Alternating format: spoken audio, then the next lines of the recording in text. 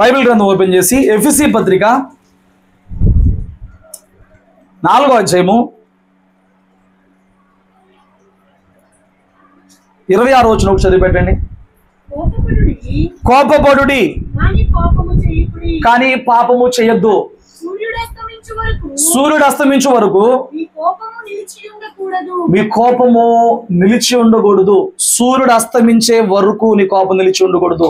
బైబిల్లో దేవుని వాక్యం ఇచ్చాడంటే వాక్యమే దేవుడై ఉన్నాడు.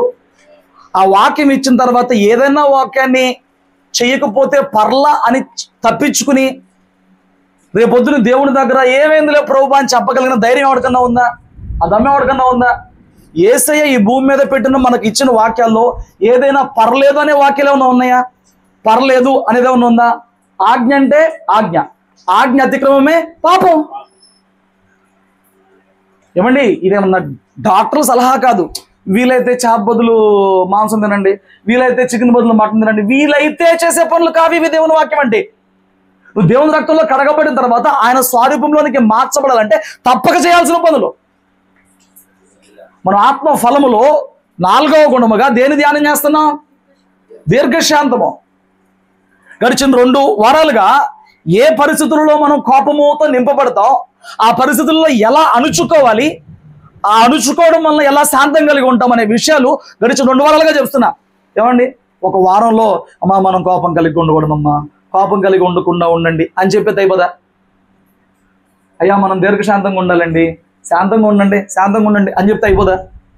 ఆయా పరిస్థితుల్లో ఏ పరిస్థితుల్లో మనం కోపం తెచ్చుకుంటాక అవకాశం ఉందో, బైబిల్లో ఏ ఏ పరిస్థితుల్లో కోపాలు వస్తే అవి పెద్దవైపోతే అవి శిక్షగా మారినయో వాటిని పరిష్కారం ఏంటో 2 వారాలుగా మీకు ఎందుకు విడమని చెప్తున్నాను తెలుసా? దేవుడు చెప్పమన్నాడు కాబట్టి. మీకు ఎందుకు చెప్తున్నాను తెలుసా? మీరు ఇంకా మార్చుకోవాల్సి ఉంది కాబట్టి. ఎందుకు చెప్తాను తెలుసా? రాబోయే రోజులలో నువ్వు ఈ విషయాలను సరిచేసుకుని జీవించి దేవునికి ఆ ఫలమును కనపరచాలనే ఆ టార్గెట్ ఉంది కాబట్టి. హల్లెలూయా. మరి పట్టుకుంటున్నావా వాక్యాన్ని? పిచ్చోళ్ళలాగా చెప్పి వెళ్ళిపోతున్నానా? నేను చెప్పినందుకు నా జీవితం నాకు ఉంటుంది. నా యజమాని దేవుడు, నాకు శాలరీ ఇవ్వాల్సిన దేవుడు, నేను ఆయన చెప్పింది చేసేస్తున్నా, ఆయన ఇచ్చింది చెప్పేస్తున్నా, ప్రార్థన చేయాల్సినప్పుడు ప్రార్థన చేస్తున్నా, వాక్యం చెప్పాల్సినప్పుడు వాక్యం చెప్తున్నా, నా జీవితం నాకు ఉండిపోద్ది. ఐఎమ్ సేఫ్, నా జీవితం నాకు ఉండిపోద్ది. నీ పరిస్థితి నువ్వు లెక్క చెప్పుకోవాలి. హల్లెలూయా. రాత్రి చూడు, కోపపడండి. కొన్ని సందర్భాల్లో కోపం వస్తుంది, కొన్ని సందర్భాల్లో న్యాయబద్ధంగా కోపపడాల్సిన అవసరం ఉంటుంది, కొన్ని సందర్భాల్లో తప్పు చేస్తున్న ఖండించాల్సిన సందర్భాలు వస్తాయి. కోపపడండి, పడితే పడండి. ఆ కోపం ఎంత ఎక్కువసేపు ఉండకూడదు. అమ్మా సూర్యుడు అస్తమించేదాకా ఉండకూడదు. అదే నువ్వు చెప్పింది కరెక్టే. అక్కడ కండిషన్ ఏంటంటే అస్తమించేదాకా ఇంకేమైపోవాలి? కోపం పోయినప్పుడు యథార్థత, ప్రేమ ఎదుటి వ్యక్తి పట్ల నీకు ఉండాలి. ఇప్పుడు చెప్పు, ఇంతకాలంలో గడిచిన కాలంలో నీకు కోపం వస్తే ఆ సాయంత్రానికల్లా మర్చిపోతావా? రాత్రికి వస్తే తెల్లారికల్లా మర్చిపోతావా? లేదా దాన్ని పట్టుకుని ఏమండి పీడించుకుని సాధించుకుని దుర్మార్గత చూపించి పైశాచిక ఆనందం పొందేలాగా ముందుకెళ్తావా? అమ్మా అలాగే ఉంటావు, 2 దానిలాగా ఉంటావు. ఓకే, ఏమండి, కానీ ఇక్కడ చెప్తున్నాడు దేవుని వాక్యం, కోపము నిలిచితే పాపం అయిపోద్ది. జాగ్రత్త. కోపం నిలిస్తే ఏమైపోద్దంట? గడిచిన వారం కొన్ని సంగతులు చెప్పా. ఎదుటి వ్యక్తి మనల్ని విసిగించినప్పుడు కోపం వచ్చింది, కానీ సరైన ప్రార్థన చేస్తే ఆ ఓర్పు దేవుడు ఇస్తాడు, ఆ ఓర్పు ఇస్తాడు. దేవుడు నీ పక్కన ఉన్నాడనే ధైర్యం ఇస్తాడు. నీ కోపం ఉండదు సరిగా ప్రార్థన చేసేవాడికి. ఇంకేం చెప్పానండి పోయిన వారం? మీరు చెప్పండి, ఏమన్నా గుర్తుపెట్టుకున్నారేమో చూద్దా.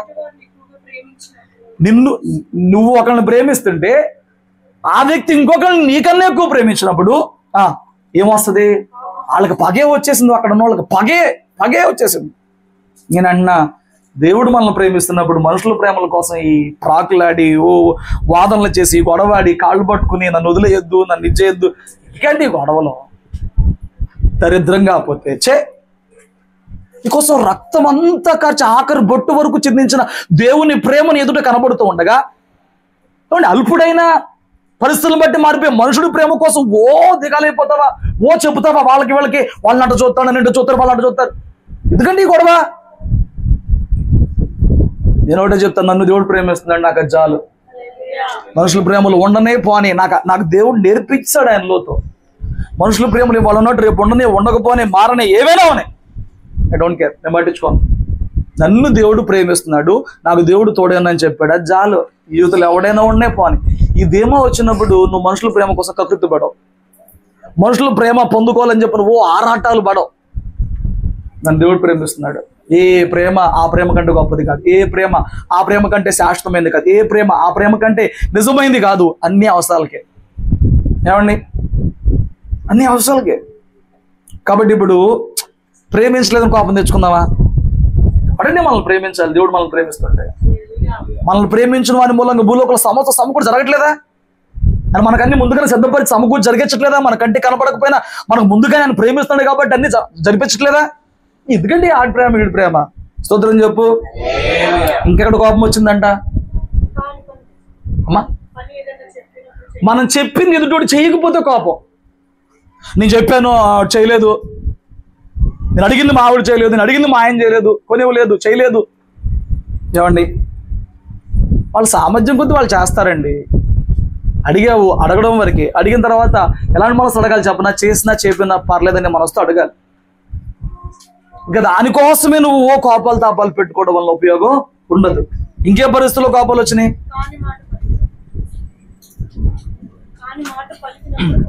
కాదు, ఆయన కోపంలో కాని మాట పలికాడు మోషే.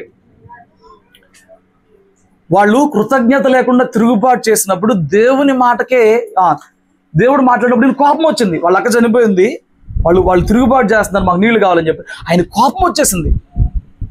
10 సార్లు ఇసుకిచ్చారు నన్ను అని చెప్పాను. అవన్నీ వారికి మేలు చేసినాయా? ప్రపంచంలో ఎవడి కోపం ఎవడికి మేలు చేయలే. నీ కోపం నీకు ఏమైనా మేలు చేస్తుంది అనుకుంటున్నావా? ఈ రాత్రి దాన్నే చెప్తున్నాడు, కోప్పడు, పాపం చేయకు. అది ఆ రోజుతో అయిపోవాలి, ఆ సాయంత్రానికి అయిపోవాలి. సాయంత్రం వచ్చిందా తెల్లారికి అయిపోవాలి.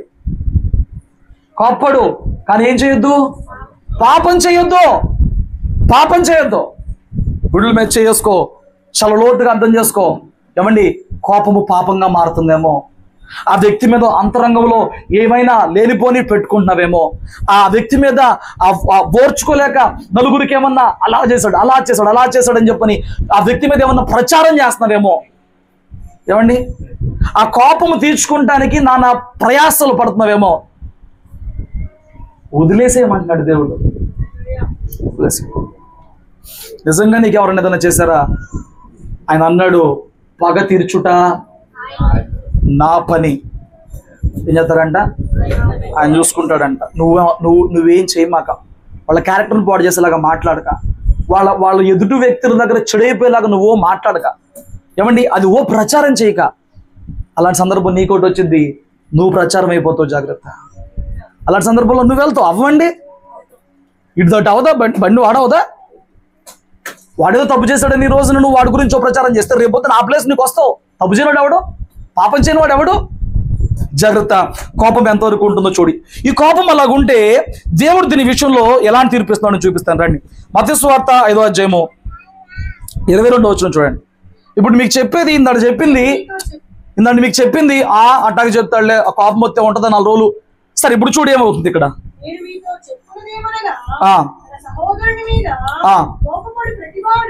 తన సహోదరుని మీద కోపపడే ప్రతివాడు ఏమవుతావంట? దేవుడు విమర్శిస్తాడు. ఎవరు విమర్శిస్తారండి? వీళ్ళిద్దరు కొట్టుకున్నారు అనుకో, ఎవరు విమర్శిస్తారు? వాళ్ళ అమ్మ. లేదు, ఇక్కడ ఉన్నప్పుడు రండి, ఎవరు విమర్శిస్తారు? అప్పుడు వాళ్ళు హ్యాండిల్ చేయగలరా నేను అడుగుతున్నప్పుడు? ఇప్పుడు ఎవరు విమర్శిస్తారంట నిన్ను? నీ సహోదరుని మీద కోపపడితే నిర్నిమిత్తముగా, అంటే మిస్అండర్స్టాండ్ చేసుకుని, తొందరపడిపోయి, ఆవేశపడిపోయి, ఆతృపడి, మనం వారం చెప్పుకున్నాం కదా, ఆతృపడి కోపాలు వస్తాయంట.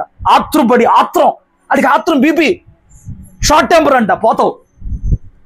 అలా వచ్చినప్పుడు అది అక్కడ అయిపోయింది అనుకుంటున్నావా? హలో, దేవుడికి లెక్క చెప్పాలి. నీకు తెలియదు, దేవుడి సన్నిధిలో ఉన్నప్పుడు మిమ్మల్ని క్రమశిక్షణలో ఉంచడానికి కొంచెం అరిసేస్తాను నేను. అక్కడైతే మరి ఆ తర్వాత దేవుడి సన్నిధిలో నేను బాధపడతా. ప్రభువా, అరిసేస్తున్నాను కదా నాయన, కోపం వచ్చేస్తుంది. కంట్రోల్లో పెడతానికి ఇక్కడ ఉన్న అధికారాన్ని బట్టి అరుస్తున్నాను, కానీ ఆ కోపము దుర్వినియోగం అవుతుందేమో, ఆ కోపము భౌతికంగా దైవికంగా కాకుండా అది భౌతికంగా మారుతుందేమో మళ్ళీ బాధపడతా కూర్చుంటా. వాళ్ళ మీద చేస్తున్నాను ప్రభువా. ఎందుకో తెలుసా, ఆయన లెక్క చెప్పాలండి. నన్ను ఎవడో అడగడు, నువ్వు ఎందుకు వాళ్ళు అరిచావు వాక్యం చెప్పి ఎవడో అడగడు, సేవకుడిగానే వదిలేస్తారు. నేను మళ్ళీ మందిరంలో ఒంటరి కూర్చున్నప్పుడు నేను ప్రభు దగ్గర చెప్పుకుంటా, అయ్యా ఆ బిడ్డ మీద అరిచేసాను అంటే అక్కడ ఏం లేదు, కానీ అరిచేసా, నేను మిస్అండర్స్టాండ్ చేసుకుని అరిచేస్తున్నా. ఆ విషయాలు నేను మళ్ళీ పశ్చాత్తాపడతాను ప్రభు దగ్గర. ఎందుకంటే ఆయన విమర్శించే దినం ఒకటి ఉంది, వినాలి. మీరు ఆటంకా పిల్లలేం కాదు, వాక్యం వినాలి. దేవుడు విమర్శించే దినం ఒకటి ఉంది. చూడండి, అక్కడ నిర్నిమిత్తం కోపడితే విమర్శ చేస్తాడంట. ఇంకేమన్నాడు,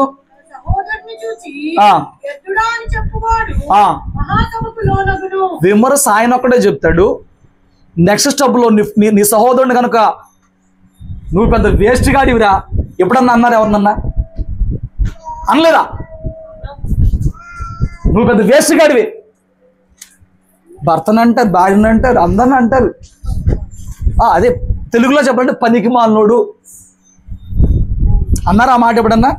మహాసభలో నుంచే పెడతాడంటే దేవుడు. పైదానికి ఏమో ఆయనే. ఇప్పుడు ఏంటి ఇప్పుడు వెనకటి రోజుల్లో పంచాయతీలు ఉంటాయి కదా, వెనకటి కాలంలో వాళ్ళు పోలీస్ స్టేషన్కి ఎక్కడికి వెళ్ళరు, అంతా అందులోనే పంచాయతీలో.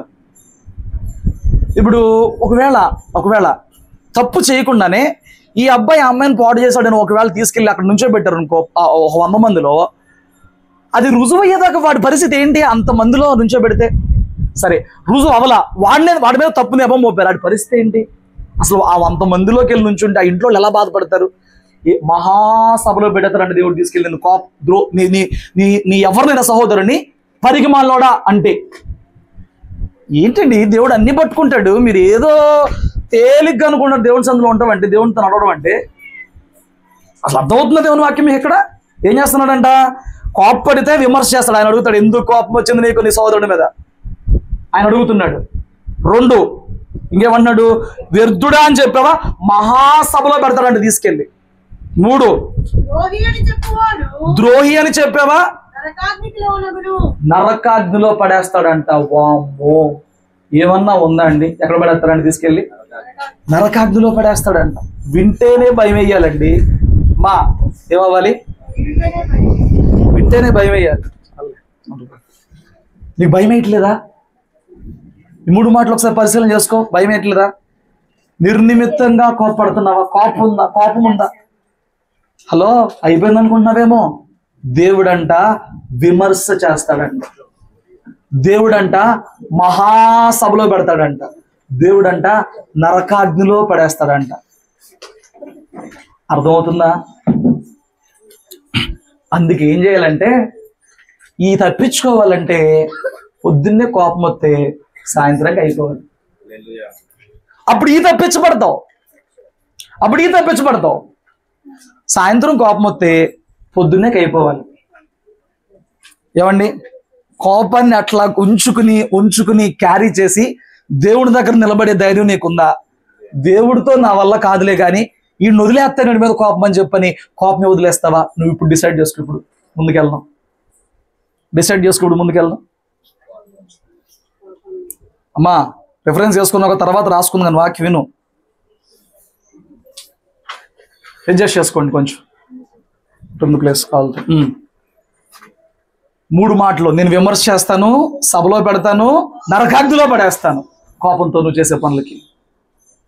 ఇప్పుడు ఒకసారి చూడు, ఎంతమందిని తిట్టుంటావు తెలియక. ద్రోహి అనలేదా?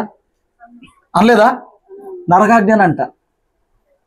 ఈ క్షమాపణ లేదు ఇక్కడ. ఈ పాపాలకి ఇటు క్షమాపణ లేదు, డైరెక్ట్ నరకాజ్ఞ అంటున్నాడు. విమర్శ అంటే నిలదీస్తాడు అంటాడు, వదిలేస్తాడు. దానికి నీకు అయిపోతావు, ఆ నిలదీసినందుకు అయిపోతావు. నెక్స్ట్ లెవెల్ మహాసభలో పెట్టేస్తాడు. ఇక దానికి చచ్చిపోయినంత పని అయింది. నెక్స్ట్ లెవెల్కి ఏమన్నాడు? ఇంకా అది కూడా దాటి వెళ్ళిపోతావు నువ్వు కోపంలో.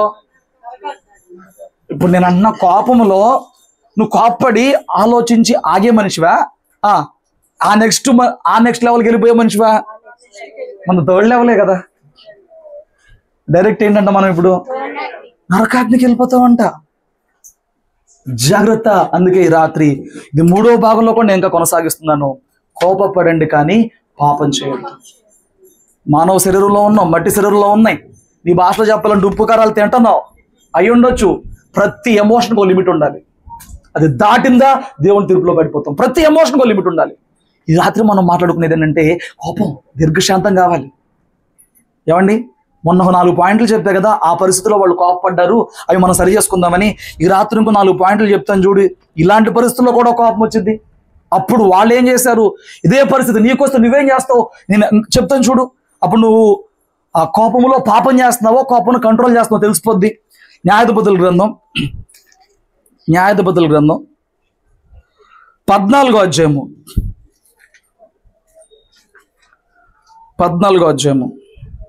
17వ వచనం నుంచి చదివి పెట్టండి కొంచెం. ఏడవ దినమున ఆమె అతన్ని తొందర పెట్టినందున అతడు ఆమెకు దాన్ని తెలియజేయగా ఆమె తన జనులకు ఆ విప్పుడు కథను తెలిపెను. ఏడవ దినమున సూర్యుడు అస్తమింపకమునుపు ఆ ఊరి వారు తేనె కంటే తీపి అయినదేది, సింహము కంటే బలమైనదేది అని అతనితో అనగా అతడు నా జూడతో దున్నకపోయిన యెడల నా విప్పుడు కథను విప్పలేకయుందునని వారితో చెప్పెను. యెహోవా ఆత్మ అతని మీదకి మరలా రాగా అతడు అష్కెలోనుకు పోయి వారిలో 30 మందిని చంపి వారి సొమ్మును దోచుకొని తన విప్పుడు కథను భావమును చెప్పిన వారికి బట్టలిచ్చెను. అతడు కోపించి తన తండ్రి ఇంటికి వెళ్ళగా అతని భార్య అతడు స్నేహితునిగా భావించుకొని అతని చెలికానికి ఇయ్యబడి. చూడండి అయ్యా అమ్మ ఒకసారి చూడండి. కోపపడండి కానీ పాపం చేయొద్దు. సూర్యుడు అస్తమించే వరకు ఓకే ఉన్నారా? ఇక్కడ నుంచి ఇప్పుడున్న సర్దుగానండి. ఈయన పేరు సంసోను. వాళ్ళ అమ్మ నాన్న వద్దురా, ఫిలిస్తీన్ అమ్మాయిలు మనకు వద్దురా అంటే నేను ప్రేమించానా? ఆడికి ఎవరెదురు చెప్తారండి? ఆడు బలాజుడు, ఆత్మహత్య వేసేస్తాడు అందరినీ. ఏదేమో నాకు ఇచ్చేయాల్సిందే అన్నారు. సర్లే వీడికి ఎదురు చెప్పలేక తల్లిదండ్రులు వెళ్ళారు, ఆ పెళ్లి చేస్తున్నారు. పెళ్లిలో కుదురుగా ఉండొచ్చు కదా మనోడు. ఆడికి తోడు పెళ్లి కొడుకుల కింద 30 మందిని తెచ్చారు. మీకు అర్థమయ్యాలని చెప్తున్నా ఆ భాషలో. మరి 30 మంది వాళ్ళు అది తోడు తెచ్చారు. వాళ్ళు తోడు పెడుకులు అంతా బ్యాచే 30 మంది తెచ్చారు. తోడు పెడుకుల కంటే ఈ వయసుకి కాదు, ఆడి వయసు వాళ్ళే వాళ్ళందరూ. అక్కడ అట్ట ఉంటుందిలేండి, అది ఫిలిస్తీన్ దేశం. మనం ఏం చేస్తాం మరి? అయిపోయింది. కుదురుగా ఉండాలి కదా. బెట్లు ఆడాడు, బెట్లు. బెట్టింగ్ సరదాగా వాడు వాన పడిద్ది, పడతా అన్నావు అనుకో, బెట్టేద్దామా? బెట్టు. ఉన్నాయా మాయరోగాలు ఇయ్యి? ఎంత పెట్టో చెప్పు, ఉన్నాయా మాయరోగాలు ఇయ్యి? ఎందుకండి మనకి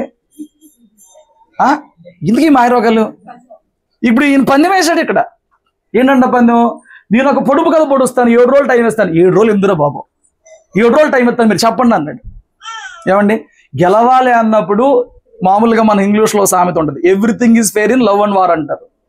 అంటే ప్రేమలో ఉన్నా యుద్ధంలో ఉన్నా ఏది చేసినా న్యాయమేనంట. అందులో ఇదేం ఫిలాసఫీ మరి, ఎట్టగానే గెలవడమే కావాలంట. ఎవ్రీథింగ్ ఈజ్ ఫెయిర్ అంట. సో వీళ్ళు ఏం చేస్తారు గెలవడానికి? వీళ్ళు డైరెక్ట్గా వెళ్ళలేక ఆ భార్య ద్వారా బలవంతు పెట్టి లాగారు అన్నమాట. ఏమంటే గెలవడమే టార్గెట్ అయితే ఎలా గెలుస్తారు? యథార్థంగానే గెలవాలి అంటే. ఈరోజు చూడండి, ఈ కాలంలో బెట్టింగ్స్ వల్ల చాలా మంది చచ్చిపోతున్నారండి. అసలు మన క్రైస్తవులు, మన దేవుని బిడ్డలు మనకెందుకు బెట్టింగ్లు? ఇంటికాడ ఆటలాడతారా సరదాకి? నువ్వు క్యారమ్స్ ఆడు పర్లా, అష్టచంబలు ఆడతారా? ఆపి, మన దేవుని బిడ్డలు ఆడకూడదు. పాము ఆటలాడతారా? పాము ఆటలో దయచేసి మనం దేవుని బిడ్డలు ఆడకూడదు. మళ్ళీ ఆడేటప్పుడు కుదురుగా ఆడతారా? బెట్లు వేస్తారు. బెట్లు కుదురుగా ఆడరు, వీళ్ళు బెట్లు వేస్తారు దేవుని బిడ్డలు. మళ్ళీ ఆ బెట్లు వేసేటప్పుడు అండి వాడు ఎట్టకన్నా ఓడిపోతాం అనుకుంటాడా? పోనెత్తాడా? మామూలు గేమ్లోనే మన ఆహం దెబ్బతినిద్ది కదా. ఆ బెట్లు వేసినప్పుడు ఏమంటే ఓడిపోతాకి ఇష్టపడతాడా? ఆడు కూనీ చేసినా, ఆడు ఏదోటి చేసినా గెలవాలనుకుంటాడు. అవునా కదా? ఓడిపోతే ఎవరు చెప్పారు? నేను ఓడిపోయాను, కోపం వచ్చేస్తుంది. ఇక్కడ ఓడిపోవడం కాదు కానీ మోసం చేయబడ్డాడు ఆయన. ఓటమి మళ్ళీ మోసం ఉంది. ఏంటా మోసం? వాళ్ళు ఫెయిర్గా గెలవాల. ఈయన ఓడిపోవడానికి మళ్ళీ ఎవరు కారణం? ఈయన ప్రేమించిన భార్య కారణం. నువ్వు ప్రేమించిన వాళ్ళ ద్వారా నీకు బాధ కలిగింది అనుకో, ఆ బాధ అవుతుందా కోపం అవుతుందా? నువ్వు ప్రేమించిన వాళ్ళ వల్లంగా నీకు నష్టం కలిగింది అనుకో, ఏమండి కోపం ఎక్కువ వస్తుంది. అప్పుడు ఏం చేస్తున్నావు కోపం వచ్చినప్పుడు? ఇప్పుడు ఈయన బెట్టు కోసం వెళ్ళాడు, 30 మందిని కొట్టాడు, వాళ్ళ బట్టలు లాక్కొచ్చాడు, వీళ్ళకి ఇచ్చాడు, బెట్టు తీర్చాడు. కానీ ఇప్పుడు నేను ఇంత పడడానికి కారణం నేను ప్రేమించిన భార్య కదా అని చెప్పి ఇప్పుడు కోపం వచ్చేసింది. అప్పుడు ఒక పాఠం నేర్చుకోవాల్సింది, జన్మలో నా భార్యకి ఏ సీక్రెట్లు చెప్పొద్దు, నేను ఏ బెట్లు ఆడొద్దు, ఇది కదా నీకు రావాల్సిన బుద్ధి. అయితే అయిపోయేది స్టోరీ, ఇక్కడతో కథ సుఖాంతంగా వెళ్ళిపోయేది. సంవత్సరం స్టోరీ చాలా బాగుండేది. ఇది ఇక్కడ కట్టుబడితే చాలా బాగుండేదండి సంవత్సరం స్టోరీ. పెళ్ళయింది, పెళ్ళం ఉంది, ఇప్పటికి 20 ఏళ్ళు అధిపతిగా ఉన్నాడు, ఇంకొక 20 ఏళ్ళు బతికేవాడు, న్యాయాధిపతిగా చేసేవాడు, చచ్చిపోయి అయిపోయేది. ఇక్కడ ఏంటి, ఈ కోపం కాడే మ్యాటర్ మారిపోయింది, తారుమారైపోయింది. ఈయన విపరీతమైన కోపంతో అలిగేసేసేసి వెళ్ళిపోయాడు. ఆ కోపం చూసిన తర్వాత ఇప్పటిలాగా ఉత్తరాలునే ఏమన్నా ఉన్నాయా, అల్లుడు వస్తాడా రాడా, వస్తాడా కనిపెడతాకి, వాళ్ళు మరి ఎన్ని రోజులు చూసారేమో, వాళ్ళకి అర్థమైంది వీడు కోపం వచ్చేసింది, అసహ్యం వచ్చేసింది, ఇక మనం చేసిన తప్పు చేసాం కదా మనం, వీడు ఏలుకోళ్ళే అని చెప్పని ఆ ఫిలిస్తీన్ దేశంలో ఎవడో ఫ్రెండ్ ఉన్నాడు అంటే అడిగి పెళ్లి చేసి పడేశారు. కొన్ని రోజులు కోపం తగ్గింది. ఏమండి, కొన్ని రోజులు పట్టి వెనక్కి వచ్చాడు. మేకపిల్ల తీసుకొచ్చాడు పెళ్ళం దగ్గర చక్కగా. మేకపిల్లని తీసుకొచ్చి భార్య దగ్గరికి వెళ్ళాం కదా అని వెళ్ళబోతుంటే మామ వచ్చి అడ్డుపడుతున్నాడు. ఎవరో అడ్డుపడుతున్నారు? మామ వచ్చి అడ్డుపడినప్పుడు ఏంటంటే అప్పుడు చెప్తాడు, నువ్వు అసహించుకున్నావు అనుకుని 2వ వచనం చూడు, 15:2. తండ్రి లోపలికి అతనిని వెళ్ళనీయక నిత్యముగా నీవు ఆమెను ద్వేషించితివనుకొని ఈ స్నేహితుడికి ఆమెను ఇచ్చితిని. ఆమె చెల్లి ఆమె కంటే చక్కనిది కాదా, ఆమెకు ప్రతిగా ఈమె నీ పొందవచ్చునని చిత్తగించి. ఈ కాపురం ఎందుకు కూలిపోయింది? ఈ కాపురం ఎందుకు మొక్కలైపోయింది? ఈ కాపురంలో 3వ వాడు ఎందుకు వచ్చాడు? నా మొగుడు నాతో అంతసేపు కోపంగా మాట్లాడతాడా, ఆ పక్కన మంచిగా మాట్లాడతాడు. అది చచ్చిపోయింది, అయిపోయింది. ఈ మాత్రం చాలు. ఈ రోజుల్లో అంత వీక్గా ఉన్నారు బంధాల్లో. ఈ మాత్రం చాలండి, ఈ మాత్రం చాలు. మా ఆయన అయితే తాగేసి వచ్చి కుట్టేస్తాడా, పక్కింటోడు అసలు తాగడు, ఎంత ప్రేమగానో మాట్లాడతాడు, చాలు. మీకు అర్థమవుతున్నాయా? ఈ రోజున అంత వీక్గా ఉన్నాయి ఎమోషన్స్, అంత వీక్గా ఉన్నాయి బంధాలు. ఇప్పుడు నా భార్య ఎదురానంటే నువ్వు కోపడి వెళ్ళిపోయావుగా, ఇంకా రావు అనుకుని వీడికి అసలు కోపమే రాదు, వీడికి ఇచ్చి పెళ్లి చేస్తాను. మరి అడికి అసలు కోపం రాదంటాడు, ఫ్రెండ్కి అడికి ఇచ్చి పెళ్లి చేస్తారంట. నీకు కావాలంటే దాని చెల్లిని ఇచ్చి పెళ్లి చేస్తానంటున్నాడు. ఆ అమ్మాయికి ఒక చెల్లి ఉంది, దానికి ఇచ్చి పెళ్లి చేస్తానంటున్నాడు. ఇక మనోడికి మెంటలు వచ్చి అక్కడి నుంచి ఆ జీవితం ఏమైపోయిందో తెలియదండి. అక్కడి నుంచి చెప్పుకుంటే ఏం లేదు. ఆత్మీయంగా వెళ్ళిపోయాడు, చెల్లి తగలెట్టాడు. ఏమండి, నీ కోపానికి వాళ్ళ పంటలు తగలడతాం న్యాయం? అసలు వాళ్ళ జీవనాధారం, జీవన పోషణ తగలడతాం న్యాయమా? ఏం పనులండి. కొంతమందికి కోపం వస్తే ఇంట్లో టీవీలు బాలు కొట్టేస్తారు, ఫ్రిడ్జ్లు బాలు కొట్టేస్తారు, ఇంట్లో ఉన్న బియ్యం బారబోసేస్తారు, పొయ్యి బాలు కొట్టేస్తారు. దెయ్యాలు బట్టి కోపం పాపం అయిపోతుంది. నీ కోపానికి ఆ మామేనేమన్నా చెయ్యి, పెళ్ళాన్నేమన్నా చెయ్యి, ఆ ఫ్రెండ్నేమన్నా చెయ్యి. అసలు నువ్వు కోపపడి వెళ్ళిపోగాబట్టే రెస్పాన్స్ లేకపోట్టే కదా.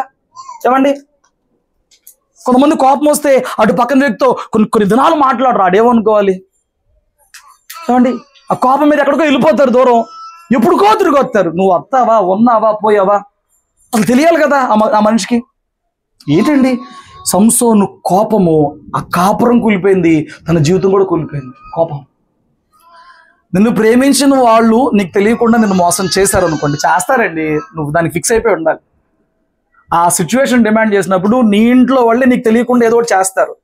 చేసినప్పుడు ఈ పరిస్థితి ఎందుకు వచ్చిందా అని చెప్పని నువ్వు రెక్టిఫై చేసుకోవాలి. అక్కడ నేను చెప్తుంది ఒకటి, నేను బెట్లు కట్టను, నా భార్యకి సిగరెట్లు చెప్పను, ఈ సబ్జెక్ట్స్ని ముందుకెళ్ళిపోవాలి. ఇది నేర్చుకుని ముందుకెళ్ళిపోవాలి. ఇది మానేసేసేసి ఈయనక ఈ కోపం పెట్టుకుని భార్యతో మాట్లాడనని చెప్పానంటే ఏం సాధించావు? సందర్భాన్ని బట్టి పాఠం నేర్చుకో, పగలు కాదు, కోపాలు కాదు. ఏం నేర్చుకోవాలి? సందర్భాలను బట్టి పాఠం నేర్చుకో. ఆ సందర్భంలో నా ఇంట్లో వాళ్ళు నన్ను ఇట్లా చేశారా, ఎందుకు ఇలా చేయాల్సి వచ్చింది, పాఠం నేర్చుకో. నేను ఇది చెప్తే నేను కోపడతాను అనుకున్నారా, నేను ఇలాగ చేస్తే బాధపడతాను అనుకున్నారా, అందుకే చెప్పలేదా, లేకపోతే నేనంటే విలువ లేదా, అది ఏంటో కనిపెట్టుకో, అదేంటో పెట్టుకో, పొందుకో. అది పొందుకున్న తర్వాత ఏమండి, నువ్వు నెక్స్ట్ టైం జాగ్రత్త పడు, అంతే. కోపము నిలిచిపోయిందా, అది నిన్నే ముంచేస్తుంది. చెప్తున్నా కదా, కోపం ఎవరు విమర్శ చేస్తారంట? దేవుడు విమర్శ చేస్తాడంట. నువ్వు తొందరపడి కనుక వేస్ట్ ఫెలో అన్నావునికి ఎవరినన్నా ఆయన ఏం చేస్తాడంట? మహాసభలో పెట్టేస్తాడంట. ఎవరన్నా ద్రోహి అన్నావునికి ఏం చేస్తాడంట? నేను కోపం ఏమైపోయాడండి, ఇక్కడ నుంచి స్టోరీ లేదు, నాకైతే ఎక్కదు ఇక్కడ నుంచి ఆయన స్టోరీ. 1000 మందిని చంపాడులేండి, 1000 మందిని చంపాడు, చెరసాల నుంచి బయటకు గుడ్డోడైనప్పుడు. అవన్నీ ఎందుకు ఫెయిల్ అయిపోయింది లైఫ్? అసలు నువ్వు ఢిల్లీలో ఊళ్ళో ఉంటావు నీ నాశనానికి కారణం అంటే ఢిల్లీలో ఊళ్ళోకి ఎందుకు వెళ్ళావు నువ్వు? నీ ఫ్యామిలీ పాడైపోయి కాబట్టే కదా. నీ ఫ్యామిలీ ఎందుకు పాడైపోయింది? కోపమే కదా. ఆయన ఫ్యామిలీ ఎందుకు పాడైపోయిందండి? ఇప్పుడు ఈయన వివాహ బంధం ఎందుకు పాడైపోయింది? కోపమే కదా. నీ కుటుంబము పాడైపోతానికి నీ కోపం కారణమవుతుందేమో. ప్రభు చెప్తున్నాడు, కోప్పడు, పాపం చేయకు. ఉదయం కోప్పడితే సాయంత్రం నీ భార్యతో మాట్లాడు. ఉదయం కోప్పడితే సాయంత్రం నీ భర్తతో మాట్లాడు, నీ అత్తతో మాట్లాడు, నీ పిల్లలతో మాట్లాడు, నీ మామతో మాట్లాడు. మాట్లాడకపోతే ఒక చర్య చేయి, వాళ్ళకి తీసుకెళ్ళి మంచులు లేవు, లేకపోతే ఏదో ఒకటి చెయ్యి. నోటితో మాట్లాడుతూ నీకు అనీజీగా ఉంటే వాళ్ళకి కావాల్సింది ఏదో ఇచ్చి పొంది దగ్గరికి వెళ్ళి వాటేసుకుని ఏదో ఒకటి చెయ్యి. అటు ఇటు ఆ దూరం రానియొద్దు, ఆ దూరం తెచ్చుకొనివ్వద్దు. స్తోత్రం చెప్పు. ఇది ఇలాంటి సందర్భాల్లో కోపం వస్తే, ఇలాంటి సందర్భాల్లో మీ వారే నిన్ను అన్యాయం చేసినప్పుడు లేదా మోసం చేసినప్పుడు, నీ వాళ్ళు నీ నమ్మకాన్ని నిలబెట్టుకోలేనప్పుడు నీ కోపం వచ్చింది రాదా? వచ్చినప్పుడు ఒక పాఠం నేర్చుకుని ముందుకెళ్ళు. దాన్ని కోపాన్ని పాపంగా మార్చుకోవద్దు. ఇంకొక సందర్భం చెప్తాను రండి. 2 సమూయేలు గ్రంథం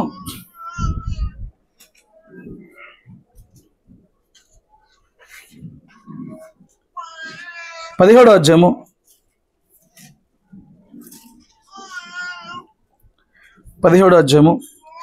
17 కంటే ముందు 23 చదవండి. 16-23 నుంచి కంటిన్యూ చేయండి. అహీతోపెలు చెప్పిన ఏ ఆలోచనైనను ఒకడు దేవుని యొక్క విచారణ చేసి పొందిన ఆలోచనైనట్టుగా ఉండెను. దావీదును అబ్షాలోమును దానిని అట్లే యోచించుచుండిరి. దావీదు అలసట నుండి బలహీనముగా ఉన్నాడు గనుక నేను అతని మీద పడి అతని బెదిరించిన ఎడల అతని యొద్దనున్న జనులందరూ పారిపోదును.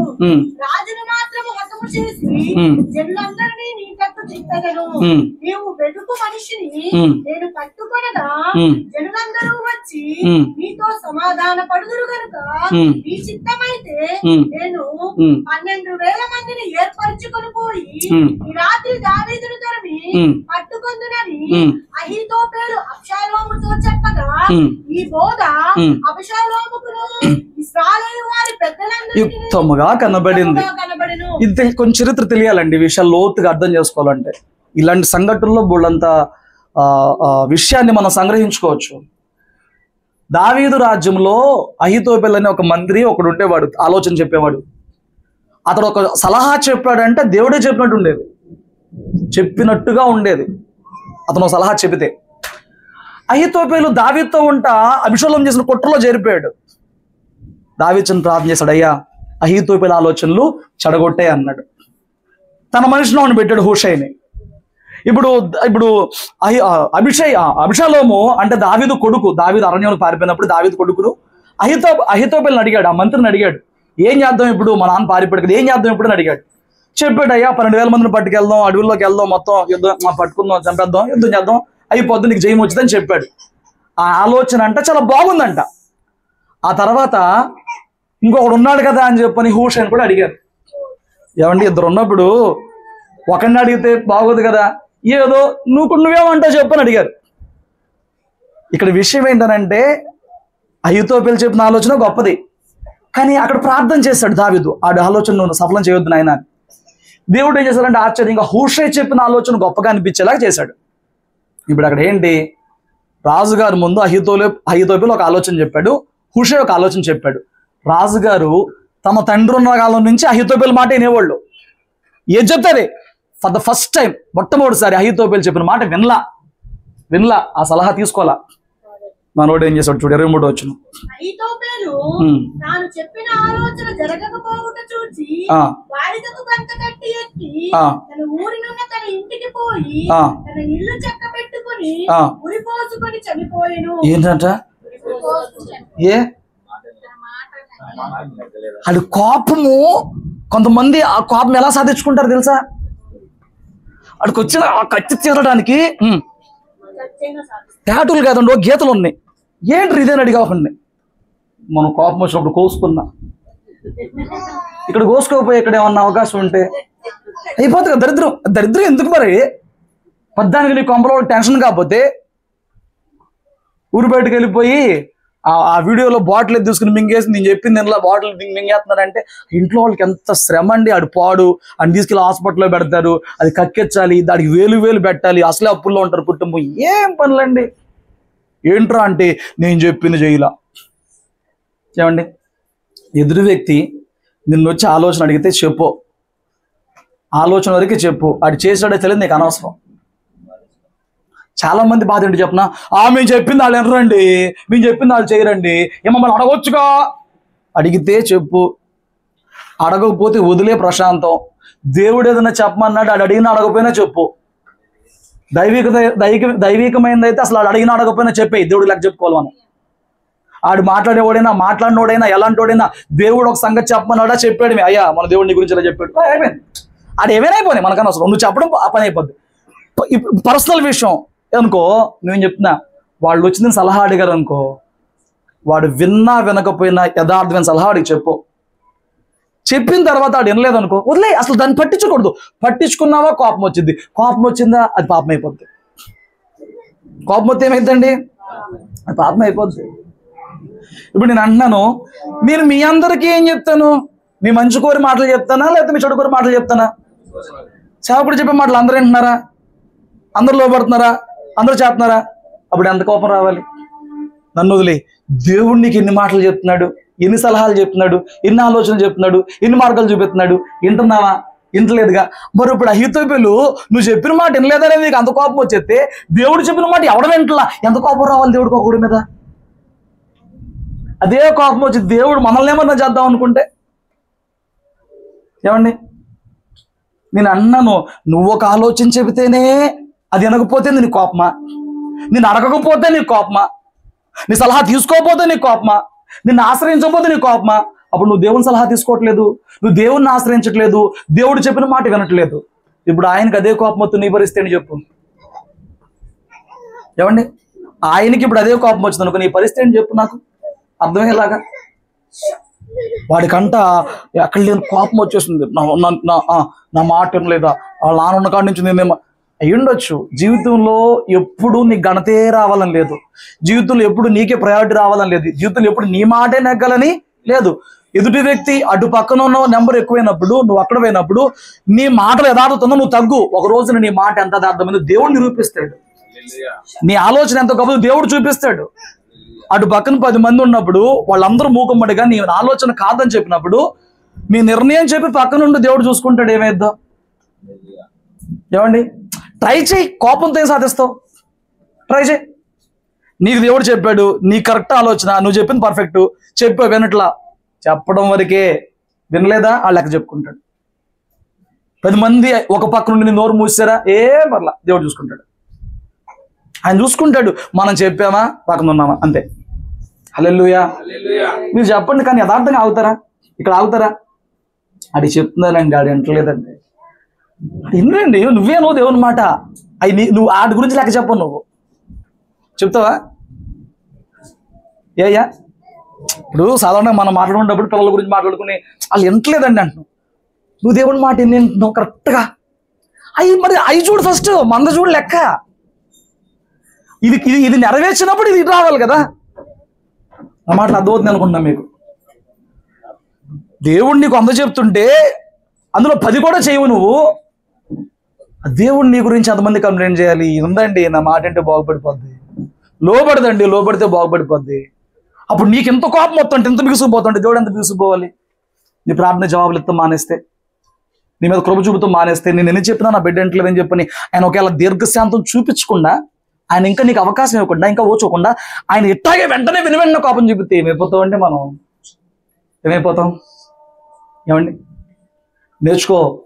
నువ్వెన్నో లోబట్ల, నేను ఎన్నో లోబట్ల, మనం ఎన్నో లోబట్ల. దేవునికి ఎంతో దుఃఖం కోపం వస్తుంది, కానీ ఆ కోపము మనం చూపించినట్లుగా ఆయన చూపించట్లా. మనం ఆ మనిషిని ఎక్కడ ఆరేసినట్టుగా ఆయన ఆరేయట్లా. అలా ఆరైతే మన చరిత్ర ఏమైనా ఉంటుందా? నీ బతుకని దేవుడు నాకు చెప్పేసాడు అనుకో, నీ పొరుగు ఏమైనా ఉంటుందా నా దగ్గర? నీ రహస్యం అంతా ఎవరికల్లా పెట్టాడు దేవుడు తీసుకెళ్ళి నీకు అసలు తలెత్తుకుంటా వాడి ముందేమన్నా అవ్వదు. కాబట్టి రాత్రి గమనించు, నీ మాట నెగ్గకపోయినా, నీ మాట పట్టించుకోకపోయినా, నీ మాట వినకపోయినా బీ కామ్, సైలెంట్గా ఉండు, కామ్గా ఉండు, ప్రశాంతంగా ఉండు. నన్ను అడిగారు, నేను చెప్పాను, ఇంటే అంటారు, లేకపోతే అలా ఉంటే నీకు ఎంతో ధన్యత. దాన్ని కోపంగా మార్చుకున్నావా, ఆ కోపము చాలా దూరం వెళ్ళిపోద్దండి, చాలా దూరం వెళ్ళిపోద్ది. అటువంటి ఇల్లంతా చక్కబెట్టుకుని చక్కగా ఉరేసుకుని చచ్చిపోయాడంటే ఎందుకురా నా మాట ఎలా సత్యం సాధిస్తావు. కొంతమంది అంటే నేను సత్యానికి తెలిసి వచ్చింది, అది దురాత్మ ప్రేరేపణ తెలుసా. చంటన మూలం నాకు బాధ కలిగిందండి. నేను బాధపడుతున్నా అందరికీ తెలుస్తుంది, ఆయన మాత్రం మారట్లా. ఇది నన్ను బాధపడుతున్నాడు, ఇది అందరికి అర్థమైపోతుంది ఆయన వల్ల నేను బాధపడుతున్నా, ఆయన మాత్రం మారట్లా. ఇది నాకు లాస్ట్ ఆప్షను, ఒక పేపర్ తీసుకుని చంటి వల్ల నేను బాధపడుతున్నాను, ఈ విషయంలో నన్ను అపార్థం చేసుకుని నన్ను ఇలా అంటున్నాడు, సైన్ బేస్ చచ్చిపోయింది అనుకో నాకేంటి లాభం. ఎంత బాధపడుతున్నావు, నేను చచ్చి చూస్తాను, అక్కడే ఉండి చూస్తానేమన్నా. సావంగానే అది అటు పాతాళానక అటు పరదేశక ఏదో ప్లేస్కి వెళ్ళిపోతావు అంతే. ఇక్కడ భూమి మీద ఉండి ఇప్పుడు ఇడేం చేస్తున్నాడు, నేను పోతే వాళ్ళు నీకు తెలియదు అంటారు కొంతమంది. నువ్వేం చూడవు, నువ్వు పోయిన తర్వాత ఆయన ఎలా లాక్రాలు దేవుడికి తెలుసు. నువ్వేం కంగారు పడమాక. నీ పిల్లలైనా ఎవరైనా నువ్వు పోయినాక ఎట్లాగో దేవుడికి తెలుసు. కొంతమంది ఓవర్గా ఫీల్ అయ్యి మాట్లాడతారు, ఏమవుతావు. నువ్వు కరెక్ట్గా నీ బిడ్డల కోసం బతుకున్నందుకు కన్నీరు కాచావా, వాళ్ళ భక్తులు పెంచావా, దేవుడే తోడు, ఏం కాదు. మోషే పోతే హోష్ వచ్చాడు, తీసుకెళ్ళాడు, గమ్యానికి వెళ్తారు, ఏం కాదు, భయపడాల్సిన అవసరం లేదు. ఇప్పుడు నన్ను ఏం సాధిస్తూ చచ్చిపోయి ఏమండి ఇక్కడ చచ్చిపోయాడు. కోపం ఎంతమంది ఆత్మహత్య చేసుకుంటున్నారు.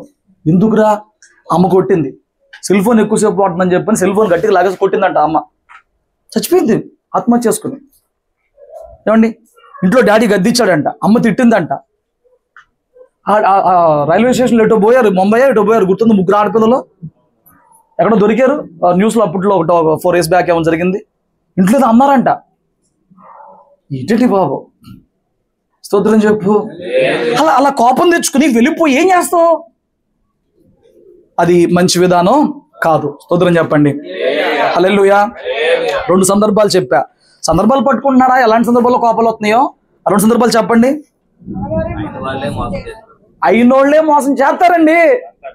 దేవుని వాక్యం చెప్తుంది, నీ పక్కలో ఉన్న భార్యను కూడా నమ్మొద్దని చెప్తుంది. వేరేలా కాదు, కొన్ని సందర్భాలు ఉంటాయి. నీ బిడ్డల మ్యాటర్ నీకు తెలియకుండా దాచేస్తారు. కొన్ని నీకు తెలియదు, నువ్వు బాధపడతావు, కోపడతావు అని చెప్పని అసలు మర్మంగా ఉంచుతారు. ఆడవాళ్ళు మర్మంగా ఉంచాలంటే ఎవరికి తెలియదండి. 190% ఫ్రీగా వార్తలు స్ప్రెడ్ చేయగలిగేది వాళ్ళే, కానీ ఒక్కసారి బిగబట్టారా అది ఎక్కడికి పోదండి.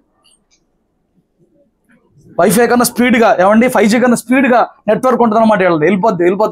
ఇక్కడ మ్యాటర్ ఇప్పటికే వెళ్ళిపోద్ది. ఒక్కసారి వాళ్ళు బిగబట్టారా ఆ భర్తకు కాదు కదా, ఎవరికి తెలియదు. స్తోత్రం చెప్పు. కానీ ఎప్పుడొకప్పుడు రివీల్ అయింది అనుకో, బాధపడమాక. ఏ పరిస్థితుల్లో వాళ్ళు చెప్పలేకపోయారో ఆ సందర్భాన్ని విచక్షణ చేసుకునే ప్రయత్నం చేసి ఇంకొకసారి అలా నీకు మాట దాయకుండా ఆ అవకాశం అక్కడ ఇచ్చే ప్రయత్నం చేయి. అది నువ్వు చేయాల్సిందే. హల్లెలూయా. నిర్గమాకాండం 2వ అధ్యాయం 11 నుంచి కూడా కొన్ని మాటలు చదవండి. ఆ దినములలో మోషే పెద్దవాడై తన జనుల యొద్దకు పోయి వారి భారమును చూచెను. అప్పుడు అతడు తన జనులలో ఒక హెబ్రీని ఒక ఐగుప్తీయుడు అంతగా చూచెను.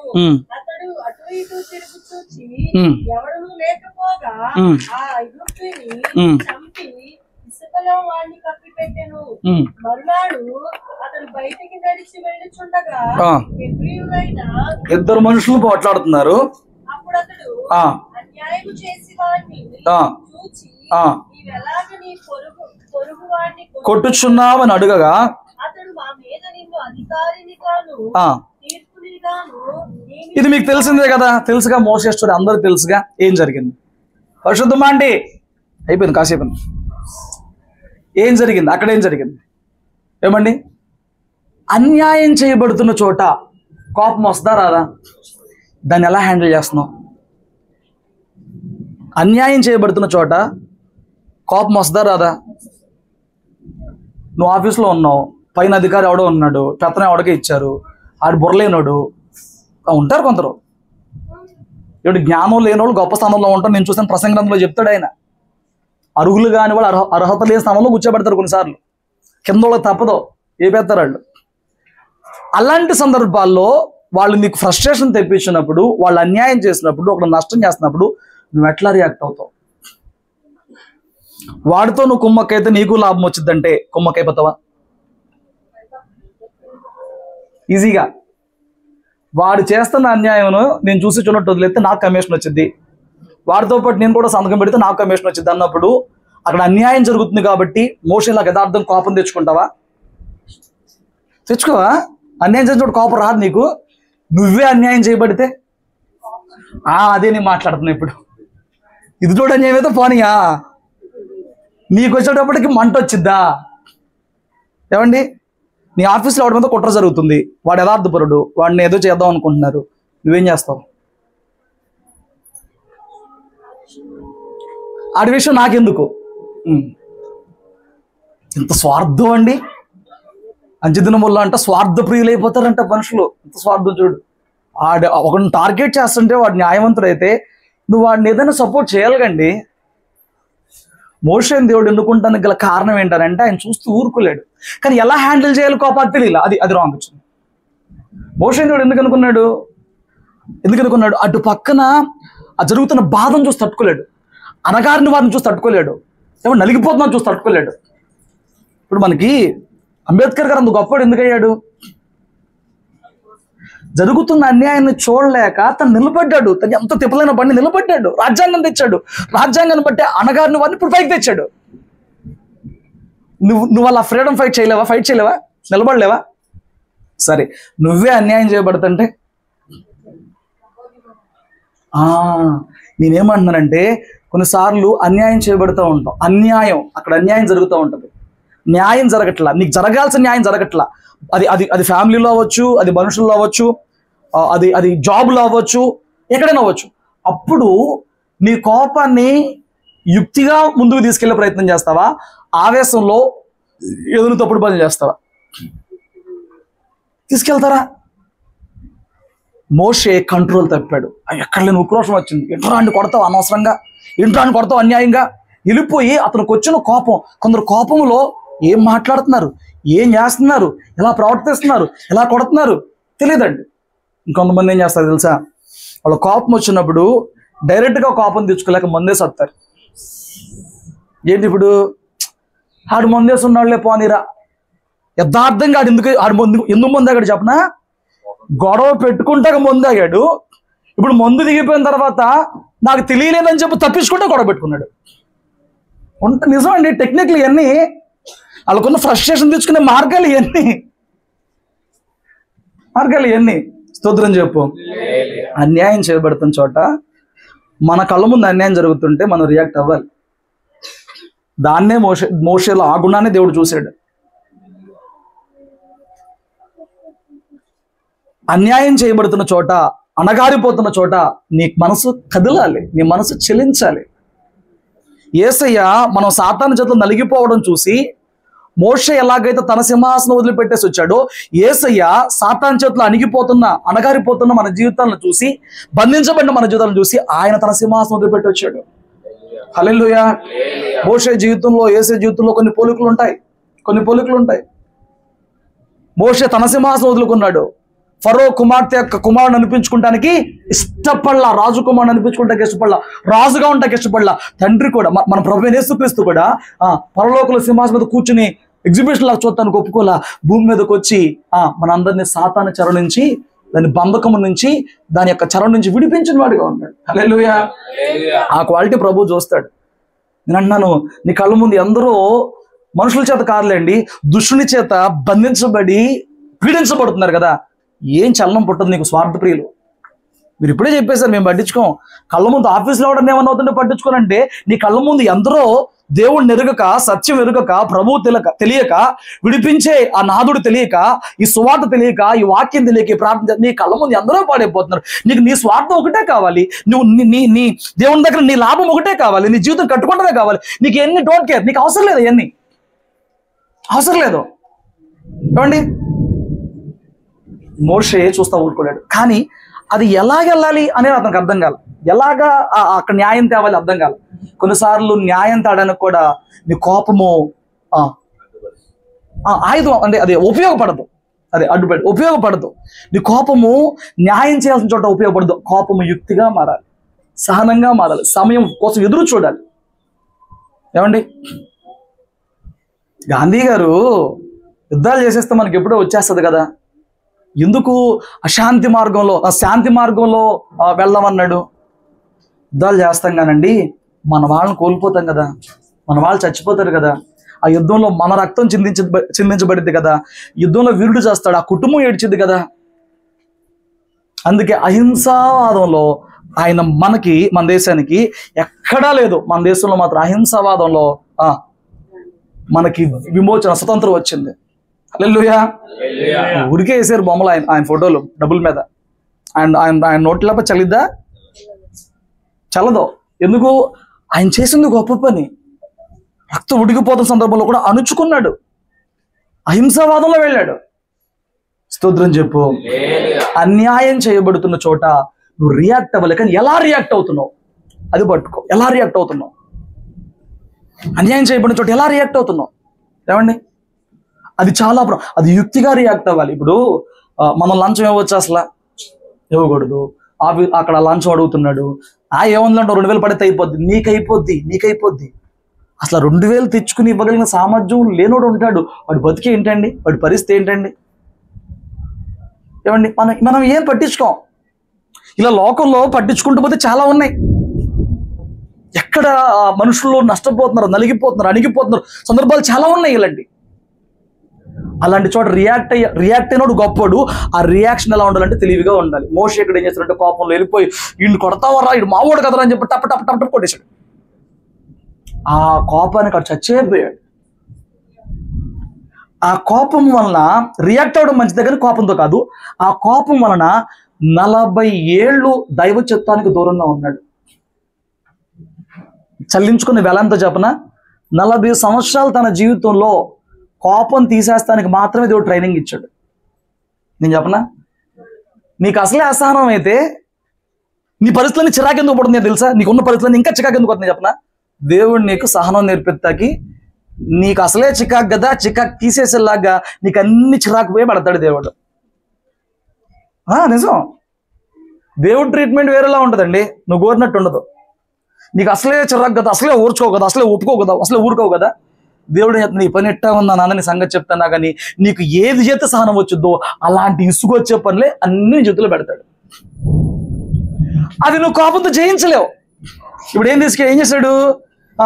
నీ ఈ దానికి ఈ మాత్రం కోపం వచ్చిందారా అని చెప్పి తీసుకెళ్ళి గొర్రెలు కాపించాడు. మనుషులకి చెప్తేనే ఎంటలా, గొర్రెలు ఎంటయ్యా, అటు వెళ్ళకూడదు అంటే అది వెళ్ళిపోద్ది. అది ఏంటి అరుతున్నాడు, అటు చూస్తాడు, వెళ్ళిపోద్ది. అక్కడ చూడడం కూడా చూడడం. ఇప్పుడు ఈ కోపం దాన్ని కొట్టేస్తే సాయంత్రం మామయ్య ఎదురు నా గొర్రె అంటాడు. వదిలేయాలంటే కోపం వదిలేయాలి. 40 ఏళ్ళు ట్రైనింగ్ అండి, 40 ఏళ్ళు పెట్టాడు ట్రైనింగ్. 40 ఏళ్ళు. ఎందుకంటే ఆ కోపం ఉన్నవాడు దేవుని నీతిని నెరవేర్చలేడు.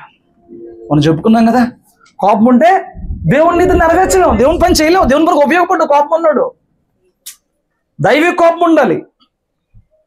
దైవిక కోపం అంటే ఏంటో వీలైతే వచ్చే వారు చెప్తే ప్రయత్నం చేస్తా, కానీ ఈ రాత్రి ఇంకో సందర్భం చూపిస్తాను రండి మీకు.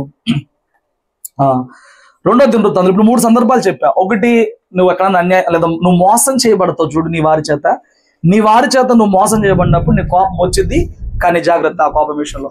2, నీ మాట వినరు. ఎందుకంటారండి ఈరోజు ఎవడంటున్నాడండి? నీ మాట వినలేదు కదా అని చెప్పి నీకు కోపం తెచ్చుకోమాక, కట్టలు తెంచుకోమాక. దేవుడి మాట నువ్వే వింటలా, కోపడితే ఏమైపోతావు? సో కోపంలో నిర్ణయాలు తీసుకోమాక. 3, అన్యాయం జరిగిందనుకో ఎదుర్కో, కానీ ఎలా ఎదుర్కొంటావు? మోషేలాగానా? దేవుడు నిన్ను మంచిగా ట్రీట్ చేస్తాడు. జాగ్రత్త. నువ్వు దేవునికి కావాల్సిందే, దేవుడు నిన్ను ట్రీట్ చేస్తాడు. నీ కోపం ఎట్టా పోగొట్టు ఆయన పోగొడతాడు. ఎందుకు? నువ్వే పోగొట్టుకో దేవుని వాక్యం ఉన్నప్పుడే. హల్లెలూయా. ఇంకొక సందర్భం చూపిస్తాను రండి. 2వ దినవృత్తాంతాల గ్రంథం 26 15 నుంచి చదువుతారా ఒక మాట? మరియు అతడు అంబులనేమి పెద్దరాళ్ళనేమి ప్రయోగించుటకై ఉపాయశాలను కల్పించిన యంత్రములను యెరూషలేములో చేయించి దుర్గముల్లోను బురుజుల్లోను ఉంచెను.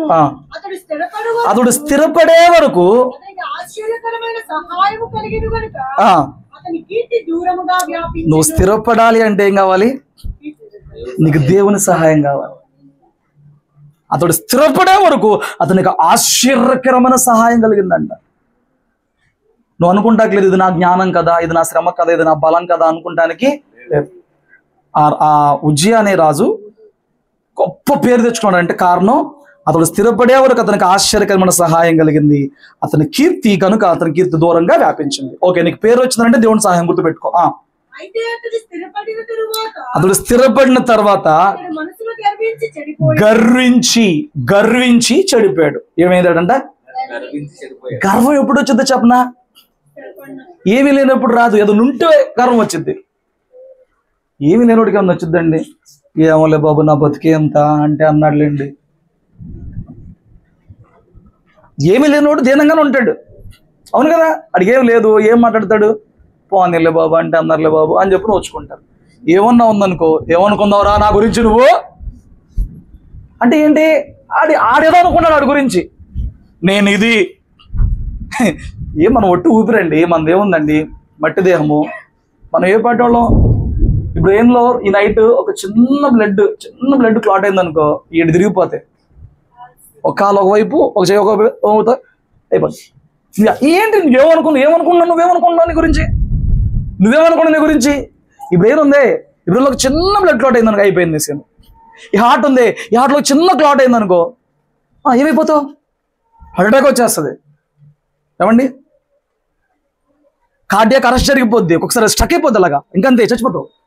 నువ్వేమనుకున్నావు నీ గురించి? పెద్ద నీ లైఫే నీ చేతిలో లేదు, ఏమనుకుంటున్నావు? జాగ్రత్త. అతడంట గర్వించాడు. గర్వం బహు భయంకరమైన పాపం. గర్వంలో కోపం వచ్చింది తెలుసా? గర్వంతో కూడిన కోపం ఉందా నీలో? గర్వంలో కోపం. నన్నే అంటాడా, నా జోలికే వస్తాడు. ఏంటిది? గర్వంతో అడిగేమీ లేకపోతే ఎందుకులే బాబు ఆడితో మనకు అంటాడు. ఆడికి ఆ ఢీకొనే సామర్థ్యం లేకపోతే ఎందుకులేండి పోనీలు, అందరూ అట్టపడుతున్నారు పోనేంటిలేండి అని వెళ్ళిపోతాడు. ఇప్పుడు ఏంటి? ఇప్పుడు నా జోలికే వస్తాడా? సరే, ఇప్పుడు ఈ కోపంతో ఈ గర్వంతో కూడిన కోపంతో ఏం చేశాడు చెప్పనా? మందిరంలోకి వెళ్ళాడు. మందిరంలోకి వెళ్ళి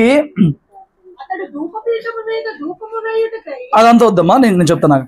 మందిరంలోకి వెళ్ళి ఇప్పుడు అన్నాడు నేను ధూపపార్చన చేస్తా అన్నాడు. ఏం చేస్తాడంట? దేవునికి ధూపం వేయాలి, రోజు ధూపం వేస్తాడంట. యాక్చువల్గా మందిరంలో చేయాల్సిన పని అంతా దేవుడు ఏర్పరచుకున్న లేవీలదే. దేవుని సంఘములో దేవుడు ఏర్పరిచిన పని చేస్తేనే అక్కడ ఆశీర్వాదం కలిగిద్ది. నువ్వు ఫీల్ అవుతావు, నువ్వు బాధపడతావు అని చెప్పను, దేవుడు చెప్పని ప్లేస్ నేను పెడితే సంఘం అంతా పడైపోతుంది. స్తోత్రం చెప్పు. ఆ రోజున ఆ పనులన్నిటికీ లేవీలను వాడుకున్నాడు. ఈ రోజున తన పిలుపుతో సేవకులను వాడుకుంటున్నాడు. సంఘంలో ఎవరికే పరిచయం అప్పచెప్పలో దేవుడు జ్ఞానం వేస్తాడు, దాని తగ్గట్టుగా అప్పచెప్పుకుంటావు. ఇప్పుడు నాకు ఇదే కావాలనంటే నువ్వు నష్టపోతావు. నాకు ఇది ఎందుకు ఎవరు, నేను ఎందుకు ఈ పరిచయం చేయను? ఏమండి, ఇక్కడ లేదు కానీ మనకి కేసరపల్లి రండి, కరెక్ట్గా కోట అయిపోయి కానీ కానుకలు పెడతాం కదా, 3 పిల్లలు వస్తారండి పరుగు. ఇప్పుడేంటి? ఆ కర్ర నాకు నేను పడతానంటారు. 3 ఎవరికేమో, ఎవరికన్నా ఒకడికి ఇస్తే ఇప్పుడు నేను అన్నాను సంఘములో ఆ చిన్నపిల్లలు తెలియదా ఫస్ట్ ఇది వచ్చింది లేదా అనుకుంటున్నారంటే వెళ్ళిపోయి కూర్చుని బిగ తీసుకుపోయి అలిగేసేసా అవదు. వాళ్ళు చిన్నపిల్లలు కదా, పెద్దవాళ్ళు ఒకటి దరిద్రం అండి. సేవకుడికి ఎవరిని ఎలా వాడుకోవాలో తెలిసినప్పుడు వాడు వాడుకుంటాడు, నువ్వు వదిలే. నువ్వు దాని గురించి ముడిచిపోవడం, ఫీల్ అవడం నీకే నష్టం. ఇప్పుడు ఇక్కడ ఏం జరిగింది? లేవీలు మాత్రమే బలిపీఠం దగ్గర నుంచి మంచం వరకు పరిచర్య అంతా వాళ్ళే చేయాలి. బలిపీఠం దగ్గర వాళ్ళు తప్ప ఎవరు చేయకూడదు. నేను రాజుని, నాకు ఎంత కీర్తి వచ్చిందని చెప్పి వాడు మందులోకి వెళ్ళాడు. వాళ్ళు చెప్పారు నాయన నువ్వు రాకూడదు అని అంటే చూడండి 18 చూడండి. వారు రాజైన ఉజ్జియాని ఎదిరించి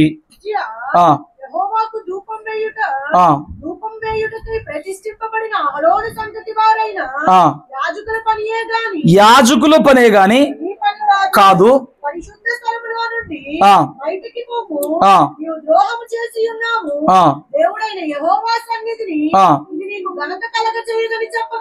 వాళ్ళు ఏం చేశారు? అయ్యా నువ్వు ఎంత రాజువైనా ఇది నీ పని కాదు, నువ్వు ఆపు, నీకు మంచిది కాదు ఇదని చెప్పారు. వాళ్ళు చెప్పారు కదా, చెప్పినందుకు ఏంటంట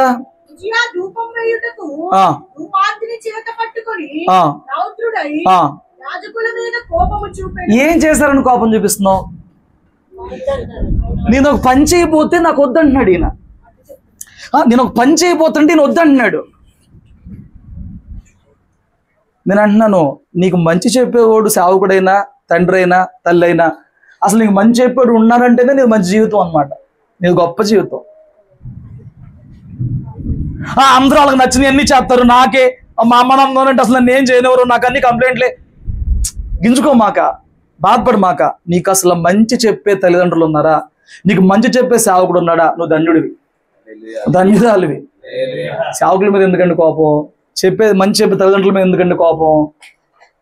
వాళ్ళు ఏమడిగారు? నాయనా ఇది మా పని, నువ్వు చేయకూడదు, దేవుడు ఈ నియమం పెట్టాడు కదా, మేమే చేయాలి, నువ్వు చేయకూడదు నాయనా, చేయొద్దు అన్నారు. తప్పేముందండి? వాళ్ళు మంచి చెప్పారు కదా, వినాలి కదా. మంచి చెప్పారా, చెడు చెప్పారా? కొంతమందికి తమకి ఏదన్నా మంచి చెప్పితే ఆలోచించడం పోయి నాకే చెప్తారా, కోపం కోపం. ఏమండి, మీరు యథార్థంగా చెప్పండి, మీ జీవితంలో నాకేమన్నా తెలుసా? మీ ఇంట్లో నేను సీసీ కెమెరా పెట్టి కూర్చుందానా? దేవుడు నాకు అక్కడ మందిరంలో ఇచ్చి నాకేం తెచ్చి చెప్తా, కరెక్ట్గా ఎవరికో తగిలిద్ది. ఏమంటాడు చెప్పనా? నా గురించి పాస్టర్ గారు ఎవరో కావాలని చెప్పారు. అదట్టగర అంటే ఎవడో చెప్పాడు నా గురించి పాస్టర్ గారికి. అది అసలు అదొక పరిచయ విధానమా? ఏమండి, మీరు ఎవరన్నా ఎప్పుడన్నా ఎవరి మీదన్నా నాకు చెప్పారా ఏదన్నా విషయాలు? అవి నేను తెచ్చి వాక్యంలో చెప్పానా? ఇది ఎప్పుడన్నా ఉందా అసలు?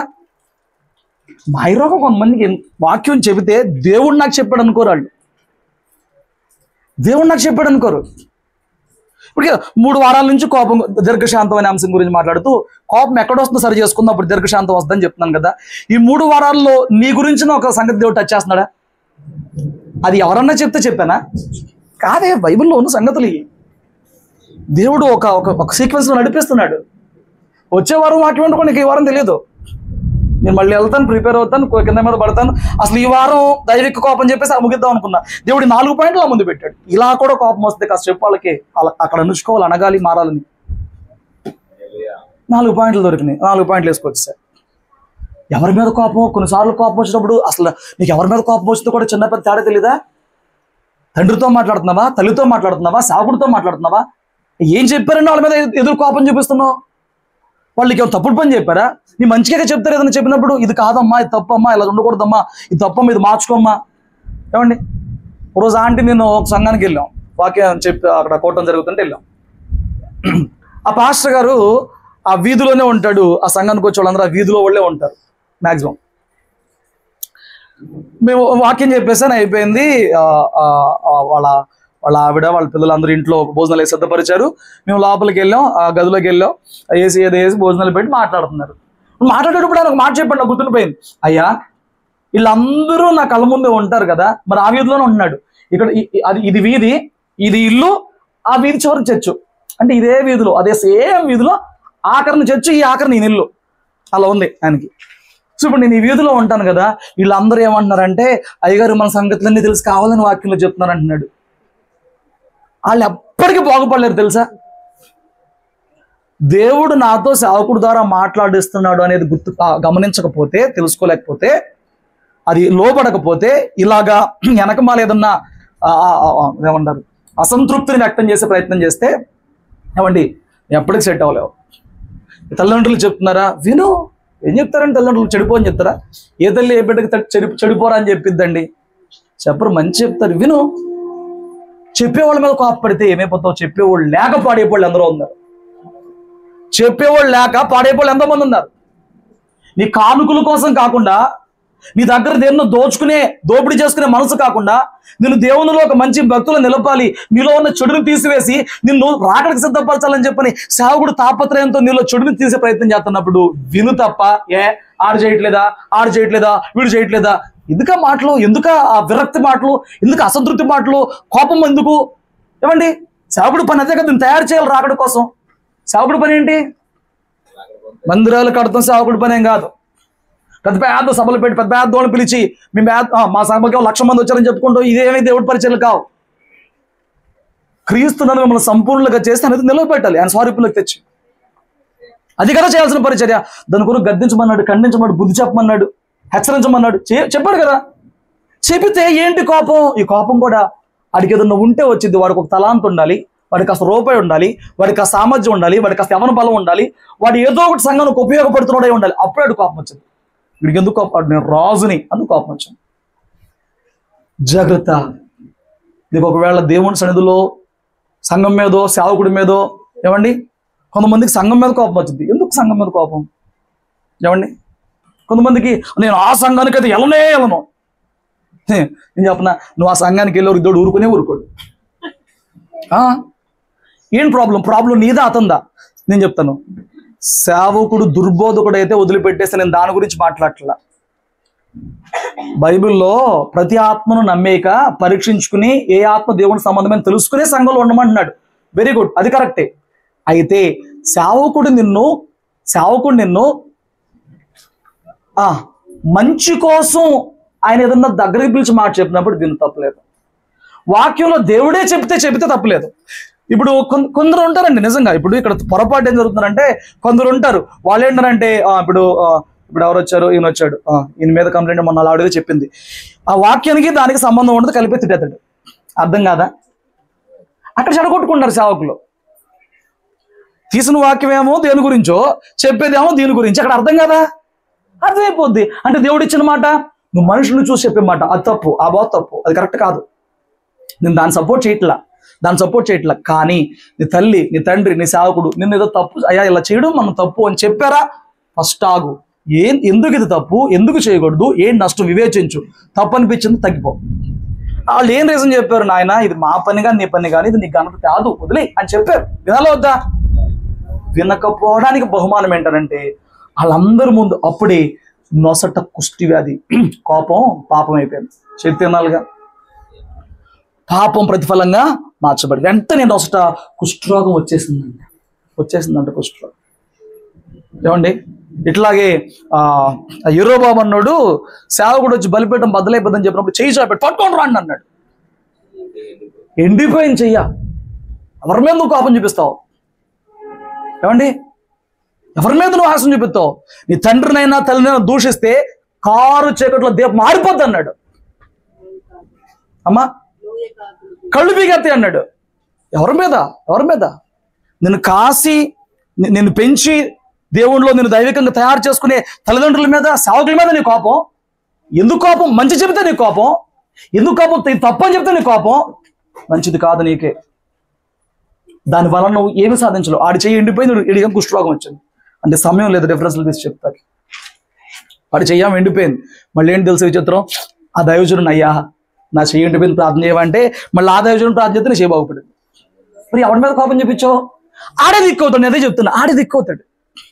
నువ్వు ఎవరి మీద పీకలు దాకా పెట్టుకున్నావో దేవుడు ఆడి దగ్గరికి వెళ్తేనే నీకు పని ఇలాగ చేస్తాడు. తప్పదు, అప్పుడు పోతుంది నీ కోపం. స్తోత్రం చెప్పు. దేవుడు పంపించకుండా సేవకుడు వచ్చాడు. ఇది దేవుడికి విరుద్ధంగా బలిపీఠం కట్టాడు. దూడలను పెట్టి 2 దూడలు పెట్టి బలిపీఠం కట్టాడు. దేవునికి అక్కడ యెరూషలేములో బలిపీఠం ఉండగా ఇక్కడ దూడలు బలిపీఠం కడతానంటే బలిపీఠం బద్దలైపోద్దని ప్రవచనం చెప్పాడు.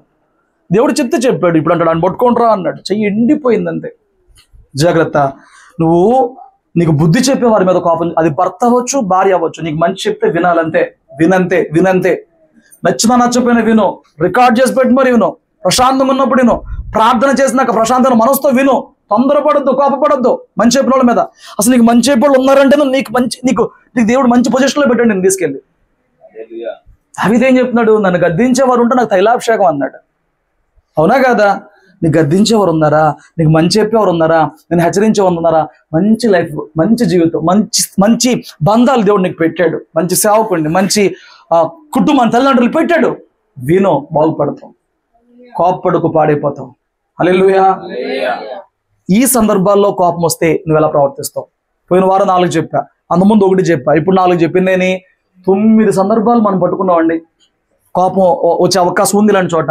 వస్తే వాళ్ళు కొన్ని చోట్ల పాడైపోయారు కదా, నువ్వేం చేస్తావు? ప్రశ్నించుకో, నువ్వేం చేస్తావు ఇలాంటి సందర్భాల్లో? ఇప్పటికి ఇలాంటి సందర్భాలను దాటిల్లినప్పుడు నష్టపోతున్నావా? మళ్ళీ మొదటికి వద్దాం. ఆయన అంటున్నాడు ఏమని, ఒకడు తన సహోదరుడి మీద కోపడ్డా నేను వాడిని విమర్శ చేస్తా. వాడు విమర్శకు లోనగును.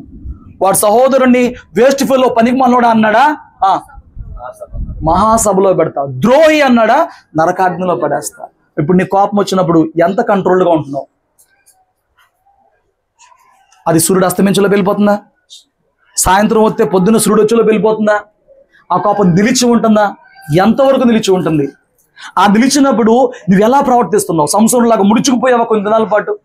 మంచిది కాదు నీకే, మంచిది కాదు నీకే. మోషేలాగా ఆ కోపాన్ని ఫిజికల్గా చూపిస్తావా? నీకే మంచిది కాదు, దేవుడి చేతిలో పడతావు. ఇంకా నా మాట వింటలేదు, నా మాట నిన్ను నువ్వు గాయపరుచుకుంటావా? తిండి మానేస్తాం, అలిగేస్తాం, ఫోన్లు ఎత్తకపోతాం, ఏమండి మొహం తిప్పేసుకుంటాం, వాడు గాయపరుచుకునే పని ఏదో చేస్తాం అనమాట. నా మాట ఏమో, నా మాట ఓడి అహం అది కోపం, అహం. స్తోత్రం చెప్పు. నీ బాధ కోపముగా మారినాక కోపము ప్రార్థనగా మారాలి. ప్రార్థన, కోపం ఎప్పుడు కూడా ఎలా మారాలి చెప్పనా? కోపం ప్రార్థనగా మారాలి. అది నీకు చాలా ఆశీర్వాదం. కోపము వచ్చినప్పుడు ప్రార్థన చేస్తే నీకు జవాబు వచ్చింది. ఆ తట్టుకోలేని ఆ కోపము నిన్ను లోపల ఏమవుతుంది? ఉడికిపోతుందా? లావాలా ఉప్పొంగిపోతుందా? నేను అంటున్నాను, దేవుని సందులో ప్రార్థన చేయి. ఏదైనా నిర్ణయం తీసుకునే ముందు అంత కోపం వచ్చినా కోపంలో నిర్ణయం తీసుకోవద్దులే, కానీ నువ్వేం చేస్తావంటే దేవుని సందులో ప్రార్థన చేయి. నేను అంటున్నాను, కొంతమంది కోపం వచ్చినప్పుడు ప్రార్థన కూడా చేయరు.